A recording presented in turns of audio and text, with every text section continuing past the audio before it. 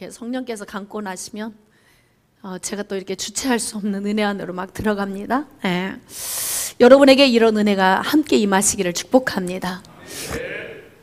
죄를 사하시는 권세자 예수 그리스도, 오늘 이 제목으로 함께 말씀의 은혜를 나누도록 하겠습니다. 예수님 앞에 두 사람이 나와 있습니다. 이 두 사람을 오늘 우리가 비교하면서 은혜 안에 사는 사람과 은혜 밖에 있는 사람의 차이가 무엇인가? 과연 나는 은혜 안에 있는 사람인가? 여러분, 예수님을 체험하셨나요? 그 예수님이 지금 여러분의 심령 안에 계심을 믿으십니까? 그 예수님이 지금 여러분의 머리에서 발끝까지 여러분을 안고 품고 다독이고 계심이 느껴지십니까? 오늘 이 말씀 가운데서 여러분의 심령이 치유되기를 주님의 이름으로 축복합니다. 제가 굉장히 우울증으로 힘들었을 때가 있었어요. 기도하다가 예수님이 저에게 찾아오셔서 몸부림치고 뒹굴고 나의 더러움을 토해내고 내가 이렇게 더러운 죄인이구나라는 것을 알고 난 후에 하나님이 내 안에 평안과 안식을 주셨고, 그 이후로는 예수님에 대한 마음이 고정되어서 한 번도 흔들린 적이 없습니다. 그 불이 줄어들지도 꺼지지도 변하지도 않았습니다. 목사이기 때문이 아니라 예수님을 만났기 때문입니다. 오늘 우리가 성탄절 예배를 드리면서 과연 우리는 예수님 앞에 있는 자로서 나는 어떤 유형의 사람인가 고민해 보려고 합니다. 자, 우리 말씀으로 나아갑시다. 누가복음 7장 36절로 38절. 한 바리새인이 예수께 자기와 함께 잡수시기를 청하니 이에 바리새인의 집에 들어가 앉으셨을 때에 그 동네에 죄를 지은 한 여자가 있어 예수께서 바리새인의 집에 앉아 계심을 알고 향유 담은 옥합을 가지고 와서 예수의 뒤로 그 발 곁에 서서 울며 눈물로 그 발을 적시고 자기 머리털로 닦고 그 발에 입 맞추고 향유를 부으니. 자, 제가 세 절을 단숨에 그냥 읽었습니다. 우리가 그림을 좀 한번 그려보겠습니다. 예수님이 30세가 되면서 공생애를 시작하셨어요. 30년 전에 동정녀 마리아의 몸에서 성령으로 잉태되어 태어나신 예수님이 30세가 되면서 공생애를 시작하셨는데, 공생애를 시작하시고 얼마 되지 않아서 한 바리새인의 집에 초청을 받았습니다. 식사 초청을 받아서 예수님이 그 바리새인의 집에 가서 앉으셨는데, 예수님이 바리새인의 집에 들어가신 것이 동네에 소문이 난 거예요. 조금 있은 후에 한 여인이, 그 동네에 사는 죄인으로 낙인 찍힌 한 여인이 예수님께 나아옵니다. 이 여인이 예수님께 나와서 예수님 등 뒤에서 그냥 정말 부끄러운 모습으로 등 뒤에 서 있다가 갑자기 그 여인이 예수님 발 앞으로 와서 조아리고 앉더니 하염없이 눈물을 쏟는 거예요. 사람이 때로는 억울할 때도 눈물을 흘리고 또 아픈 상처가 있을 때도 눈물을 흘리고 때로는 너무 감사해서 흘리기도 하고 너무 기뻐서 흘리기도 합니다. 근데 지금 이 여인이 예수님의 발에 조아리고 앉아서 눈물의 병을 막 쏟아내듯이 펑펑 예수님 앞에서 우는 거예요. 그리고 나더니 자기 머리털로 예수님의 발을 씻기십니다. 닦아내고 그리고 예수님의 발에 입 맞춰 그리고 난 다음에 향유 옥합을 깨뜨려서 예수님 발에 붓습니다.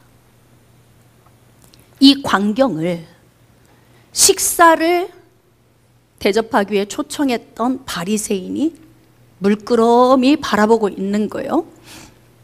물끄러미 바라보면서 어떤 생각을 했냐면, 저 여자는 우리 동네에서 죄 때문에 낙인 찍힌 여자인데 과연 그 여인 앞에 앉아 있는 저 사람이 만약에 선지자 정도라도 된다면 그러면 저 여자가 어떤 여자인 줄 알겠지? 이 생각을 마음에 품은 거예요. 근데 예수님은 하나님의 아들이시면서 곧 하나님이시잖아요. 그러니까 그 바리새인의 마음 안에 품은 생각을 아신 거예요. 자, 그래서 예수님께서 바리새인의 생각을 아시고 어떤 말씀을 하시냐면, 자, 누가복음 7장 40절 이하의 말씀. 예수께서 대답하여 이르시되 시몬아, 내게 이를 말이 있다 하시니 그가 이르되 선생님 말씀하소서. 자, 지금 예수님이 이제 비유의 말씀을 바리새인에게 합니다. 여러분이 잘 들어보시고 여러분도 계산을 한번 잘 해보세요. 똑똑한 사람은 계산을 잘 하고요, 계산을 하고 손해보는 짓을 안 합니다. 똑똑한 사람은. 근데 똑똑하지 않은 사람은 계산을 하고도 손해보는 일을 선택하고 살아요. 지금 예수님이 이렇게 말씀하세요. 이르시되 빚주는 사람에게 빚진 자가 둘이 있어 하나는 500데나리온을 줬고 하나는 50데나리온을 줬는데 갚을 것이 없으므로 둘 다 탕감하여 주었으니 둘 중에 누가 그를 더 사랑하겠느냐? 대답 한번 해보세요. 누가 더 사랑할까요? 네? 똑같이 사랑합니다. 또 다시 설명해 볼게요. 예수님이 비유를 들어서 지금 말씀하시는데, 시몬아 이리 와봐. 네 마음속에 지금 저렇게 낙인 찍힌 더러운 여자가 와서 눈물을 흘리고 머리털로 닦고 입 맞추고 향유를 깨뜨려 붓는 모습 보면서 너 지금 정죄하고 있지? 근데 내가 비유를 들어볼게. 계산 한번 해봐. 빚을 준 사람이 있는데 하나는 500데나리온, 하나는 50데나리온. 근데 이 두 사람이 갚을 것이 없어서 빚을 준 사람이 탕감해 줬다. 누가 더 탕감해 준 자를 사랑하겠느냐?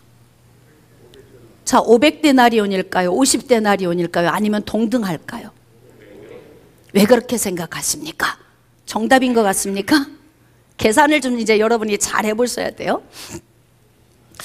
지금 예수님은 어떤 의도성을 가지고 이 말씀을 비유로 주셨냐면, 많이 탕감받은 자와 조금 탕감받은 자, 탕감받은 자 입장에서는 많이 탕감받을수록 감사가 크겠죠.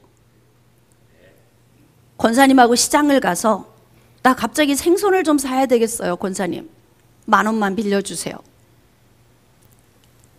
근데 어느 날 너무 급한 일이 있어서 또 다른 사람이 이 권사님에게 저 지금 아이 등록금을 내야 되는데요, 돈이 없어요. 300만 원만 빌려주세요. 그 두 사람한테 빚을 줬어요. 그랬더니 이 두 사람이 형편이 다 어렵네. 그래서 안 갚아도 돼 권사님, 갚지 마세요. 누가 더 고마운 거예요? 300만 원 탕감받은 사람이 더 감사하겠죠. 죄가 크면 클수록 탕감받은 은혜가 크다. 그러면 어떤 사람의 죄가 더 크고 어떤 사람의 죄가 그 사람만 못한가? 모든 죄는 크기가 동일합니다. 잘 들으셔야 돼요. 그러나 중요한 건 내 죄가 크다고 생각하는 사람, 그 사람이 탕감받았을 때 사랑의 마음이 더 뜨겁다. 우리의 죄는 다 동일한데 하나님이 나같이 더러운 죄인을 탕감해 주셨으니까 나는 너무너무 큰 은혜를 받은 거야. 제가 찾아오신 예수님 만났을 때 제일 먼저 저에게 나타났던 현상이 제가 그렇게 더럽더라고요. 무슨 죄를 져서 무엇 때문에가 아니라 내 전 존재가 죄덩어리구나. 이게 깨달아졌어. 그래서 제가 나뒹굴어 가슴을 찢으며 회개하고 몸부림칠 때 구체적으로 무슨 죄가 생각이 난 게 아니라 나이 25에 내가 죄덩어리인 걸 깨닫게 된 거예요. 그리고 몸부림치고 하나님의 은혜를 구했습니다. 그리고 몇 시간 만에 정신을 차리고 일어나 보니까 죄에서 자유함을 얻게 된 거예요. 근데 그때 그 기쁨, 그 감격을 말로 표현할 수가 없었어요. 지금도 그때 그 감격을 말로 다 표현을 할 수가 없어요. 지금도 그때 그 은혜를 생각하면 감격이 돼요. 너무 감사해서. 나같이 더러운데, 추한데. 근데 예수님이 나를 위해 죽으셨고 그분이 나를 다시 살리셨다는 그 감사함 때문에 내 인생을 다 드려도 아깝지 않은, 오직 예수 그리스도와 그의 십자가에 못 박히신 것만 자랑하겠다고 각오한 바울처럼, 오해하지 마세요. 목사이기 때문에라고 해석하지 마세요. 저는 25 이후로 성령에 매여서 여기까지 왔어요. 직분 때문에 매여 있는 게 아니에요. 여러분은 평신도이기 때문에 주양 목사님보다 못할 거라고 생각하시면 안 된다 이 말이에요. 그리고 예수님이 주신 그 은혜가 너무 크니까 나의 개인적인 욕망이나 나의 탐욕이 아니라 하나님 나라를 세워가는 통로로 쓰임받고 싶은 불타는 마음이 있어요. 그래서 저의 개인적인 욕구를 채우기 위한, 탐욕을 위한 사역을 하지 않았던 거예요. 지금 예수님께서 500데나리온 탕감받은 자와 50데나리온 탕감받은 자를 비유하시면서 탕감받은 두 사람 중에 누가 탕감해 준 자를 더 사랑하겠느냐?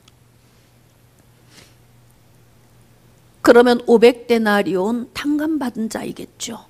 시몬이 뭐라고 대답을 했을까요? 시몬이 계산은 정말 잘하는 사람입니다.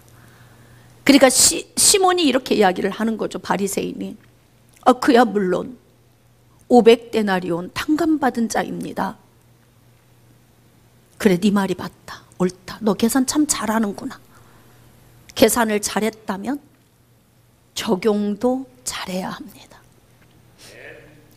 예배에 무감각하고 느껴지지 않고 예배를 습관적으로 드리는 것처럼 불행한 게 없어요. 여러분, 같은 공간에 있는데 사랑하는 마음 없이 평생 가야 되는 거 얼마나 불행한 거예요. 예수님께 헌신해야 하는데 찬양 드리고 구역을 섬기고 분과에서 섬기고 이 모든 일을 해야 하는데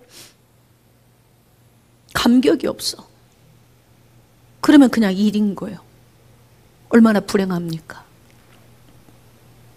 이 예배의 감각, 느낌, 예수님이 찾아오셨던 그 처음 자리, 그 자리에 있던 감격이 여러분 안에서 늘 충만하게 일렁여야 돼요.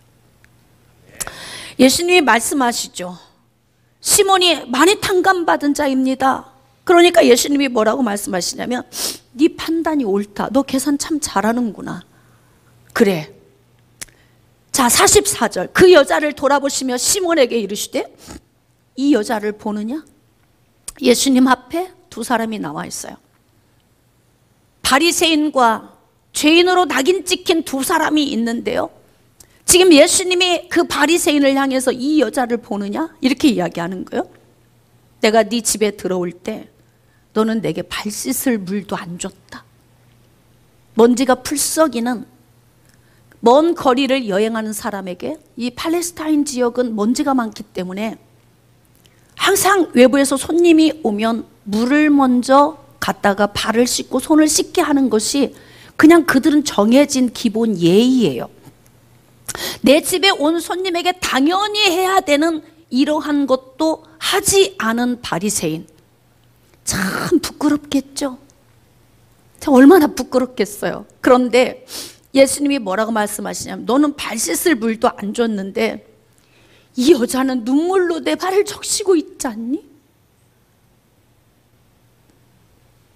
눈물로. 왜 울까요? 이 여인이 나와서?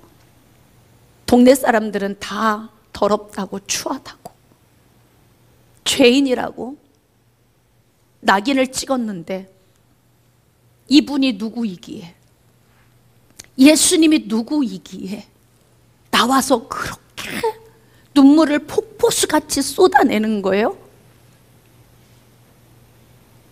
이분이 누구인지 아는 거예요. 예수님이 하나님의 아들이심을 아는 것입니다. 빌립보서 2장에 기록된 말씀에 보면은 그는 근본 하나님의 본체시나 하나님과 동등됨을 취할 것으로 여기지 아니하시고 오히려 자기를 비워 종의 형체를 가지고 사람들과 같이 되었고 사람의 모양으로 나타나사 자기를 낮추시고 죽기까지 복종하셨으니 곧 십자가에 죽으심이라. 예수님은 하나님이신데, 하나님의 본체이신데 자기를 낮추고 자기를 비우고 사람으로 되어서 말씀이 육신이 되어서 이 땅에 오셔서 누구를 위하여? 누구를 위하여? 여러분, 크리스마스는 이불을 즐기는 날이 아니에요. 환란한 조명, 화려한 불빛 아래에서 선물 주고받으며 연인들이 즐기는 시간이 아닙니다. 예수 그리스도 탄생하신 이 성탄절의 예배를 드리는 것은 나를 찾아오신 그분을 만족하게 느끼는 시간이에요. 할렐루야. 저는 여러분이 아직 예수님을 만나지 못하셨다면 예수님이 찾아오시기를 소망했으면 좋겠습니다. 같은 공간 안에 예수님 앞에 있는데 누구는 예수님이 누구인지도 몰라. 저분이 만약에 선지자라면 저 여자가 어떤 여자인지 아실 거야. 얼마나 더러운 죄인인지 우리 동네 사람들이 다 낙인 찍어놓은 그런 더러운 여자인데, 그 더러운 여자가 와서 눈물로 머리털로 그 발에 입 맞추고 자기의 향유를 깨뜨려 붓는 저 여자가 어떤 여자인지 알겠지? 이렇게 정죄하고 있는 그 시간에 이 여자는 무릎 꿇고 예수님께 경배하는 거예요.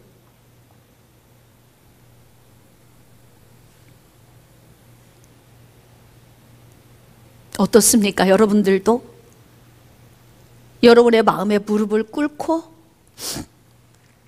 예수님께 경배를 올려드립니까?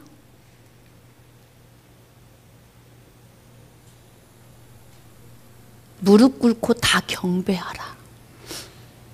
신앙생활은 느낌이나 형식이 아닙니다, 여러분. 저는 여러분들이 예배를 드릴 때 형식으로 예배 드리지 않기를 축복합니다. 누구는 만나서 이렇게 기쁘고 이렇게 행복하고 이렇게 즐거운데 누구는 아무런 감각이 없어. 그리고 정죄만 하고 있는 거예요. 차이가 무엇입니까? 많이 탕감받은 자는 많이 사랑하고 조금 탕감받았다고 생각하는 사람은 조금 사랑하는 거예요. 여러분은 많이 탕감받은 은혜를 체험하셨습니까? 어떤 죄를 졌는가의 문제가 아니라 우리는 이미 죄덩어리예요. 우리가 얼마나 더러운지를 알아야 돼요. 치유훈련 학교에 와서 훈련받는 분들이 뭐라고 이야기를 하냐면, 목사님 그동안에는요 제가 교회에서 열심히 헌신하고 열심히 앞장서서 일하니까 내가 그렇게 더러운 걸 몰랐다는 거예요. 치유훈련 학교에 와서 훈련 받으면 받을수록 얼마나 내가 형편없는 존재인지를 알게 된대. 내 자신을 보고 깨닫는 것, 내가 더러운 죄인임을 알게 되는 것이 많이 탕감받았다는 은혜 안으로 들어가는 거예요. 너 나한테 발 씻을 물도 안 줬지? 이 여인 좀 봐라. 눈물로 내 발을 닦고 있잖아. 그 감사와 감격의 눈물로 예수님의 발을 적시고 있어요.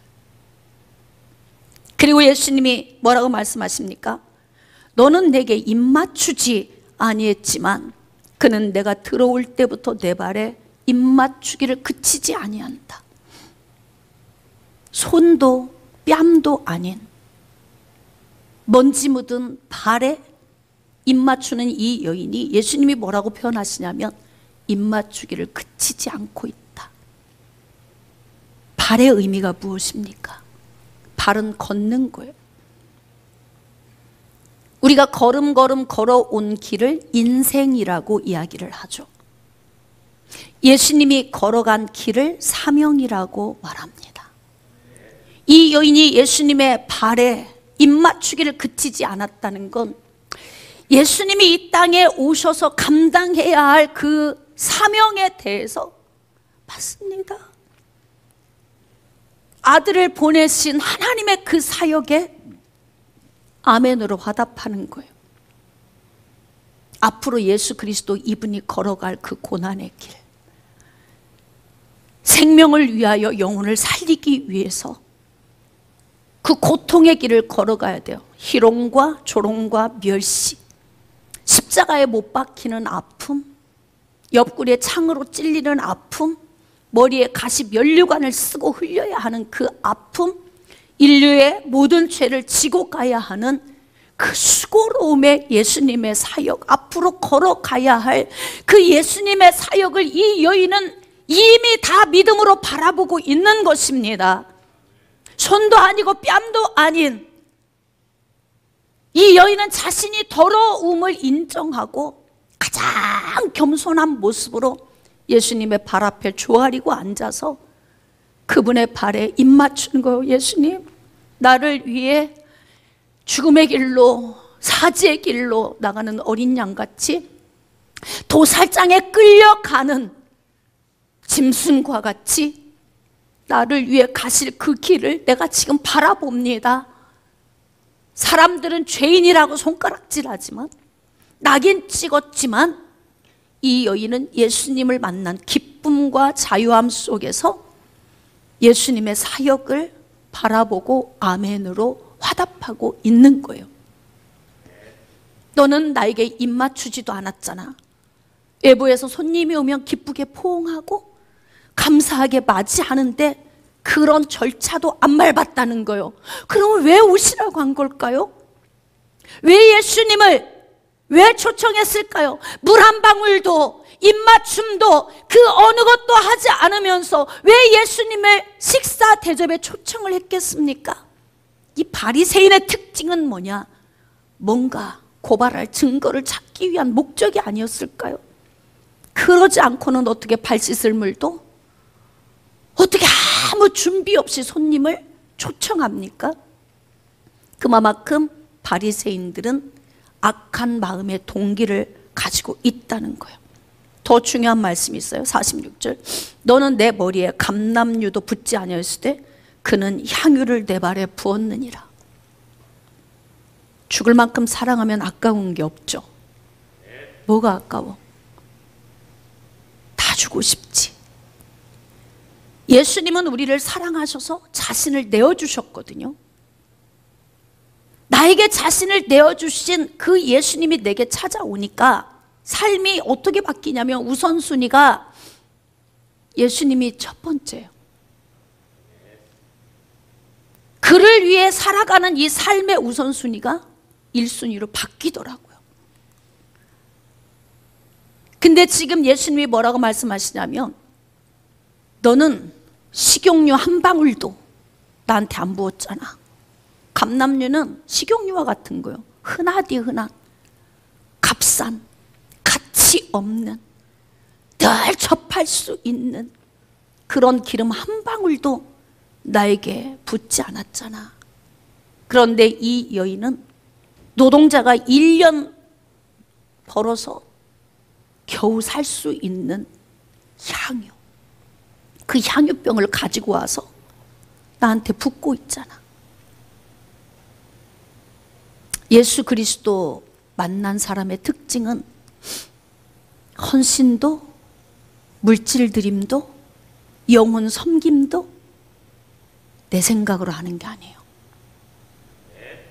그러니까 여러분이 하고 있는 모든 헌신이 주의 종에게 보이기 위한 것이 아니에요. 주의 종이 칭찬을 하든 안 하든 그건 그렇게 중요하지 않습니다. 왜입니까? 여러분의 헌신은 주님이 다 보고 계시거든요.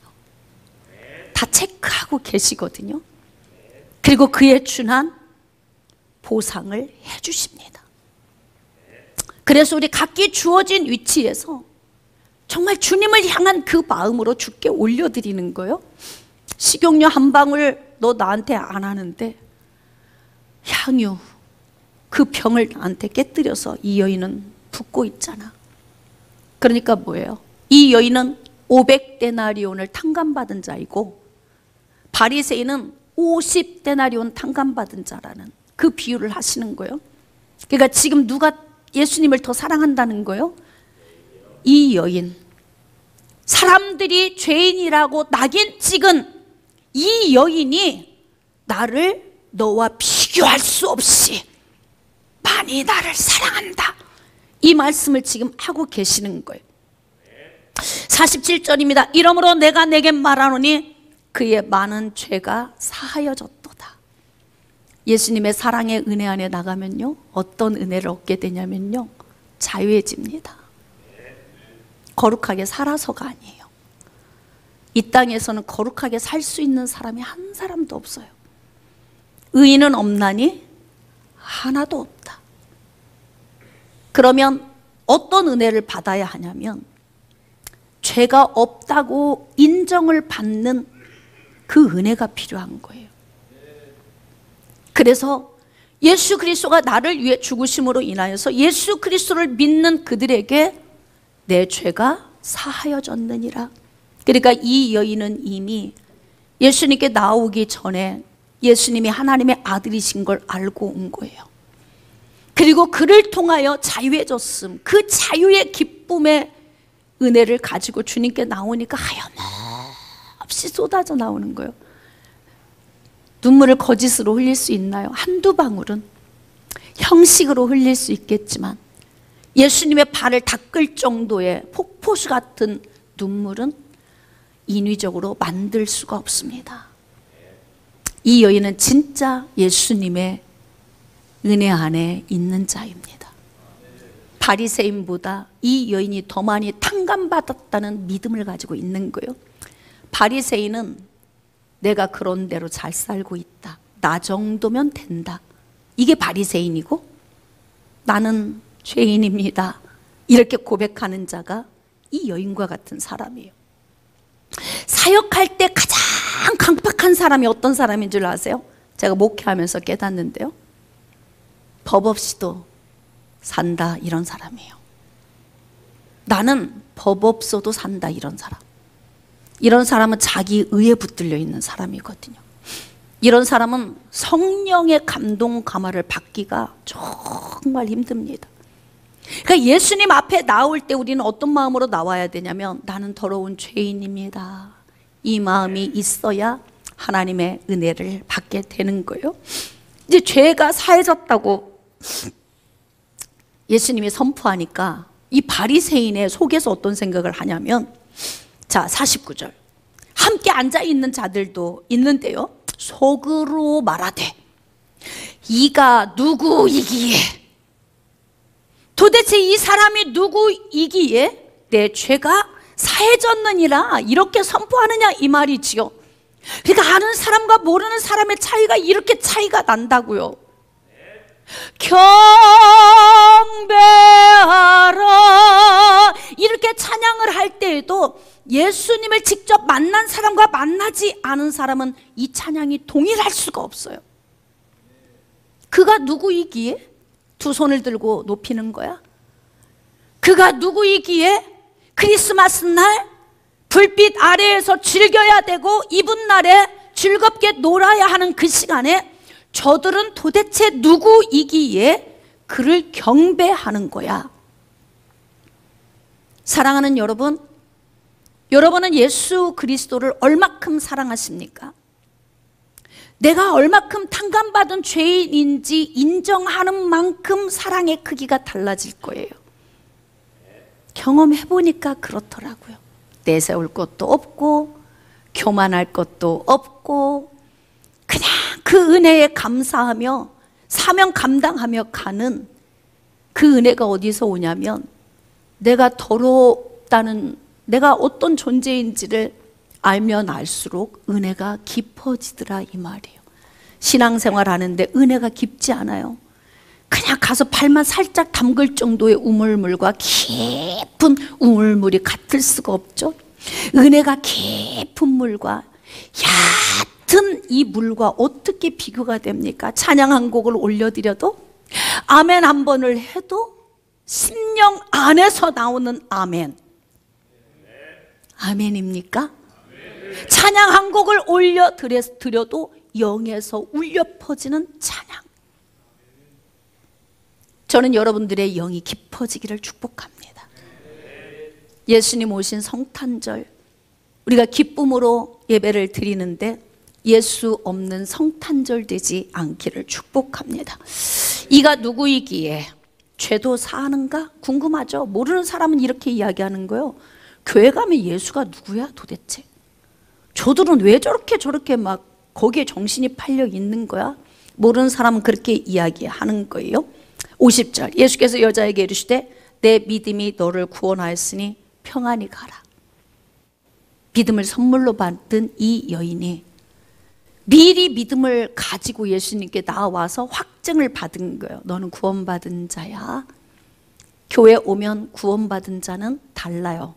같을 수가 없어요. 할렐루야. 저는 여러분 안에 구원의 기쁨이 임하시기를 축복합니다. 그분이 누굽니까? 이가 누구이기에? 예수 그리스도는 죄를 사하시는 권세자입니다. 자, 예수 그리스도는 누구이십니까? 한 번 더, 예수 그리스도는 누구이십니까? 믿으시면 아멘. 예수 그리스도를 믿으십시오. 누군가가 그분을 만났다면 여러분이 아직 믿어지지 않아도 언젠가는 그분이 오실 거예요. 그분을 기다리면서 나에게도 믿음 주시고 예수 그리스도로 인한 죄사함의 은혜와 영생의 기쁨의 은혜를 맛볼 수 있도록 내게도 시옵소서. 우리 같이 선포합시다. 시작. 한 번 더, 내게도 오시옵소서. 그렇습니다. 여러분, 500데나리온 탕감받은 이 여인처럼 많이 탕감받은 자가 더 사랑을 하는 거니까 우리의 죄는 동일하지만 내 죄가 더럽구나, 크구나, 악하구나를 인정할 때 많이 탕감받은 자처럼 감사할 수 있는 자리로 나아갈 수 있습니다. 말씀을 좀 결론 짓겠습니다. 예수 그리스도는 죄를 사하시는 권세자이십니다.